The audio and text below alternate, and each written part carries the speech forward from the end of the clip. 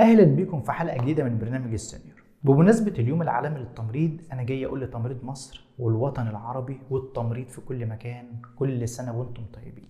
وانا كمان المره دي مش جاي اكلمكم على فلورنس نايتنجيل اللي هي بالمناسبه الست اللي فوق دي، واللي ذكرى ميلادها بيعتبر اليوم العالمي للتمريض واللي احنا بنحتفل بيه. انما النهارده انا جاي اكلمكم على بعض الشباب والاجيال الجديده اللي فعلا اثرت في حياه ناس كتير، فهنتعرف مع بعض على بعض الشخصيات دي. يلا بينا.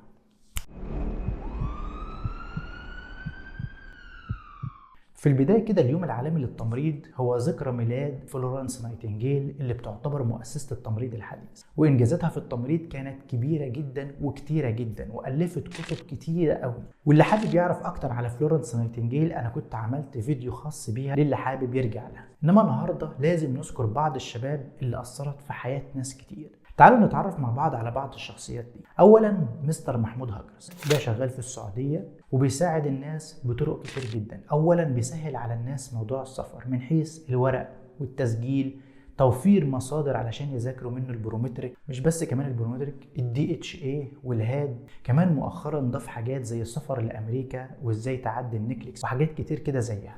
انا صحيح ما اتعاملتش معاه على المستوى الشخصي، بس انا فعلا بحب محمود هجرس انه بيساعد الناس بلا مقابل، وهو حقيقي عامل انجاز كبير جدا جدا من حيث السفر ومساعده الناس. تاني شخصيه معانا هو علي عبد الفتاح. علي عبد الفتاح شغال في الامارات وبرضه بيتبع نهج انه بيحاول يوفر على قد ما يقدر اسئله تساعدك انك تعدي اي انترفيو، وبيحاول يوفر لك مصادر برضه انك تذاكر منها كويس. واي حد بيسافر في الامارات فاكيد عارف علي عبد الفتاح كويس. كل شخصيه من دول بيساعدوا الناس من خلال بيدج خاصه بيهم او جروب، وانا هبقى اسيب لكم اللينكات تحت في الفيديو. كمان ما ننساش شخصيه زي الدكتور محمد صلاح اللي كلنا عارفينه والملقب بسفير التمريض، واللي حقيقي رافع راسنا دايما في اي مؤتمر او في اي مقابله تلفزيونيه. في كمان جيل جديد طالع كده من الكليات، عندك مثلا واحد زي هنداوي لسه بيدرس في الكليه، هو يعتبر يوتيوبر وناس كتير بتحبه ويعتبر ملهم لناس كتير من الطلبه اللي زيه. في كمان عندنا مجموعه من الشباب زي عادل جمال،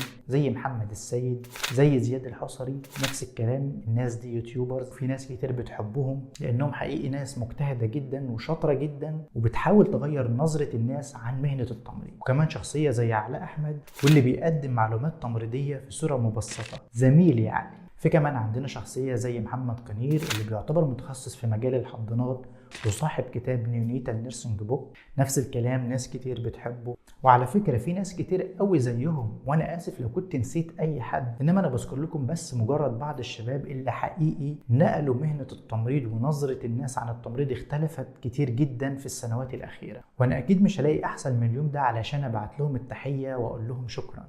وفي النهاية حابب اقول لكم تاني كل سنة وانتم طيبين. سلام.